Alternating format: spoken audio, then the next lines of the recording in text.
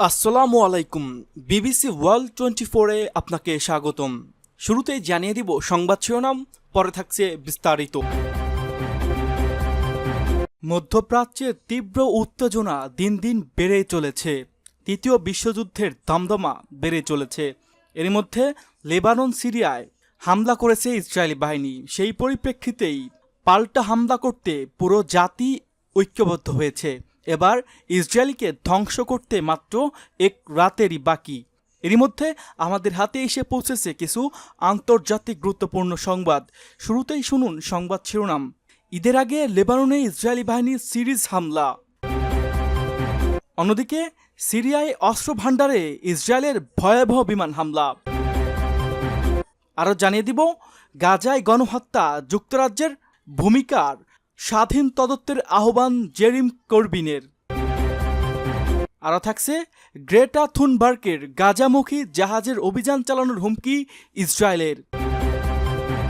এবং সর্বশেষ জানিয়ে দিব জি7 শীর্ষ সম্মেলনে আমন্ত্রণ পাননি মোদি, ভারত কানাডার সম্পর্কে টানাপোড়েনের প্রতিফলন।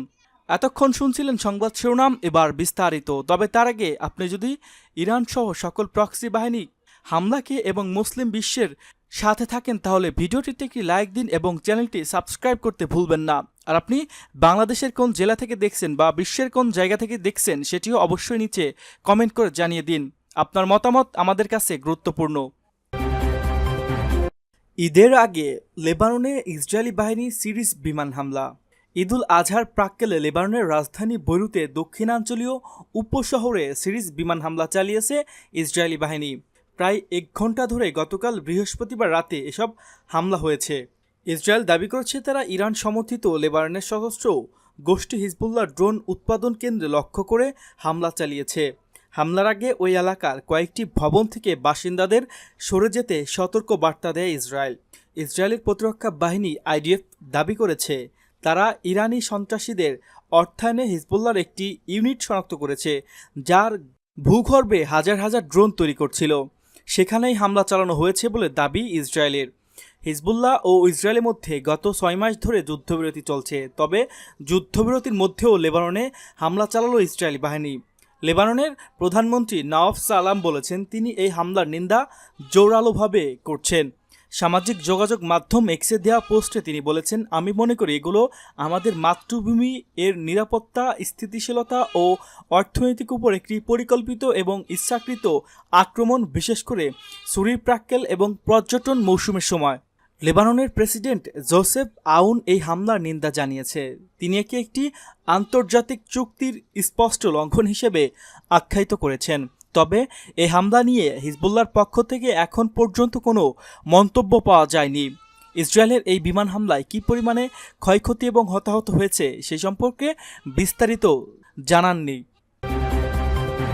সিরিয়ায় অস্ত্র ভাণ্ডারে ইসরায়েলের ভয়াবহ বিমান হামলা। সিরিয়ায় অস্ত্র ভাণ্ডারে ভয়াবহ বিমান হামলা চালিয়েছে ইসরায়েল। মূলত সিরিয়া থেকে ইসরায়েলের দিকে 2টি ক্ষেপণাস্ত্র ছোড়ার কয়েক ঘন্টা পর দেশটির দক্ষিণাঞ্চলে অস্ত্র ভাণ্ডারে এই হামলা চালায় দেশটি।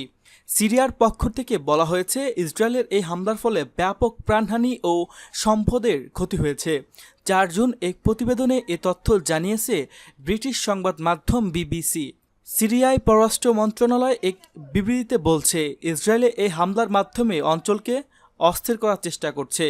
অন্যদিকে ইসরায়েলের প্রতিরক্ষা মন্ত্রী ইসরায়েল কাটোজ দাবি করছে ইসরায়েলের ভূখণ্ডে নিক্ষিপ্ত ক্ষেপণাস্ত্রগুলোর জন্য সিরিয়ায় অন্তর্বর্তীকালীন প্রেসিডেন্ট আহমেদ আল শারাকে দায়ী করা হবে।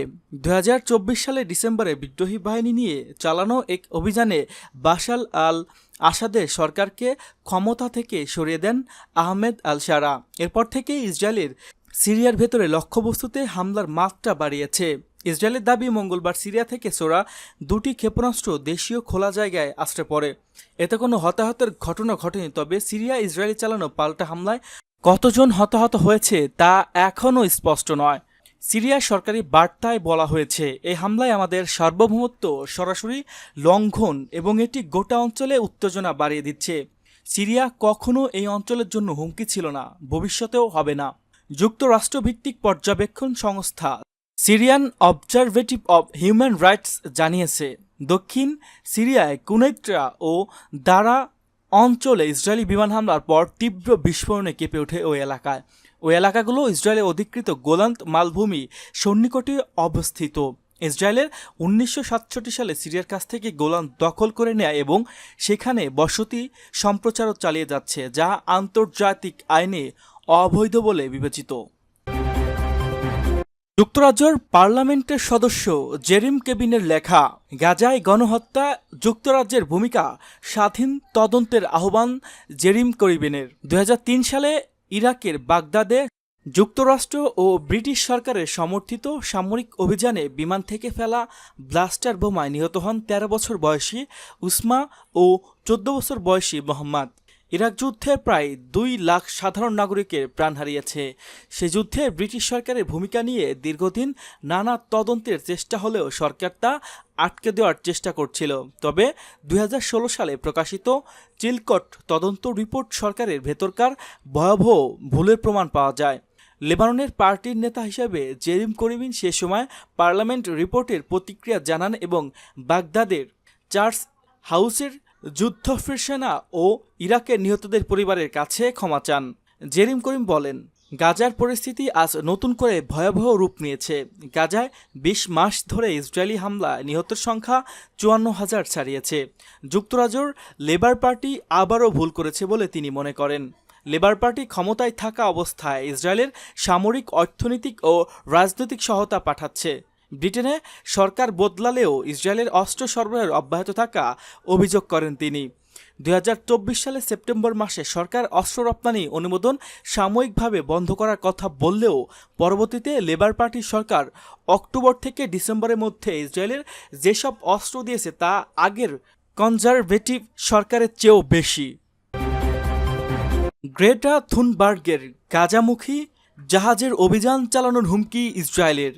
ইসরায়েল দীর্ঘমেয়াদী অবরোধ এবং গাজায় চলমান মানবিক সংকটের প্রতিবাদে শান্তিপূর্ণ কর্মসূচি হিসেবে নৌপথে যাত্রা করেছেন জলবায়ু আন্দোলনের আন্তর্জাতিক মুখ্য গ্রেটা থুনবার্গ। ইতালির একটি বন্দর থেকে ম্যাডলিন নামের একটি পালতোলা নৌকায় রোববার রওনা দেন তিনি ও আরও 12 জন কর্মী। তাদের লক্ষ্য অবরুদ্ধ গাজায় প্রতীকী সাহায্য পৌঁছানো এবং ইসরায়েলি আগ্রাসনের বিরুদ্ধে সহিংস প্রতিবাদ জানানো। তবে এই যাত্রাকে কেন্দ্র করে ইসরায়েলের পক্ষ থেকে দেয়া হয়েছে কড়া বার্তা। দেশটির সেনাবাহিনীর মুখপাত্র ব্রিগেডিয়ার জেনারেল এফি ডেফরিন হুঁশিয়ারি করে বলেছেন, তারা এ ধরনের পরিস্থিতি মোকাবেলায় প্রস্তুত এবং প্রয়োজনে অভিযানে নামবে। যদিও তিনি বিস্তারিত কিছু বলেননি, তবে তার মন্তব্য 2010 সালের ফ্রিডম ফ্লোটিলা অভিযানের কথা মনে করিয়ে দিয়েছেন, যেখানে তুরস্কের একটি সহায়তাবাহী জাহাজের অভিযান চালিয়ে 9 জনকে হত্যা করেছিল ইসরায়েলি বাহিনী। গ্রেটার এই অভিযান পরিচালিত হচ্ছে ফ্রিডম ফ্লোটিলা কোয়ালিশন এর উদ্যোগে। সংগঠনটি এই যাত্রাকে বর্ণনা করেছেন এক ধরনের অহিংস প্রতিবাদ ও সরাসরি মানবিক সহায়তার পদক্ষেপ হিসেবে। যাত্রাপথে তাদের সঙ্গে রয়েছেন খাদ্য সামগ্রী। ভারত কানাডা সম্পর্কে টানাপোড়েনের প্রতিফলন, জি7 শীর্ষ সম্মেলনে আমন্ত্রণ পাননি মোদি। ভারতের প্রধানমন্ত্রী নরেন্দ্র মোদি আগামী 15 থেকে 17 জুন কানাডার কানানাস্কিসে অনুষ্ঠেয় জি7 শীর্ষ সম্মেলনে অংশ নিচ্ছে না। গত 6 বছরের এই প্রথম তিনি এই সম্মেলনে অনুপস্থিত থাকছেন, যা ভারত কানাডা সম্পর্কে অবনতির ইঙ্গিত দিচ্ছে। নয়াদিল্লির কর্মকর্তারা জানিয়েছে, কানাডা থেকে মোদিকে এখনও কোনো আমন্ত্রণ জানানো হয়নি। জি7 সদস্য নয় এমন দেশগুলোকে আমন্ত্রণ জানানোর সম্পূর্ণভাবে আয়োজক দেশের সিদ্ধান্তের উপর নির্ভর করে। কানাডার প্রধানমন্ত্রী মার্ক কার্নির দপ্তরে জানিয়েছে, সময়মতো আমন্ত্রিতদের তালিকা প্রকাশ করা হবে। ভারতের পররাষ্ট্র মন্ত্রণালয়ের মুখপাত্র রণধীর জয়সওয়াল 22 মে বলেন, এ বিষয়ে আমার কাছে কোনো তথ্য নেই। 2019 সাল থেকে ভারত প্রতি বছর জি7 সম্মেলনে আমন্ত্রিত হয়ে আসছে, তবে এবার আমন্ত্রণ পেলেও মোদির অংশগ্রহণ অনিশ্চিত। কারণ কানাডায় খালিস্তানি বিচ্ছিন্নবাদীদের কার্যক্রম নিয়ে ভারতের উদ্বেগ দেশটির নতুন সরকার কিভাবে মোকাবেলা করবে তা স্পষ্ট নয়। 2023 সালের সেপ্টেম্বরে কানাডায় তৎকালীন প্রধানমন্ত্রী জাস্টিন ট্রুডো অভিযোগ করেন, খালিস্তান কর্মী হদ্রিপ এবং নির্জনের হত্যাকাণ্ডের ভারতীয় কর্মকর্তারা জড়িত। তবে ভারত এই অভিযোগকে অযৌক্তিক ও উদ্দেশ্যপ্রণোদিত বলে প্রত্যাখ্যান করেন। সাম্প্রতিক কানাডার পররাষ্ট্রমন্ত্রী অনিতা আনন্দ এবং ভারতের পররাষ্ট্রমন্ত্রী এস জয়শঙ্কর ফোনে কথা বলেন, যা সম্পর্ক উন্নয়নের আশা এগিয়েছে।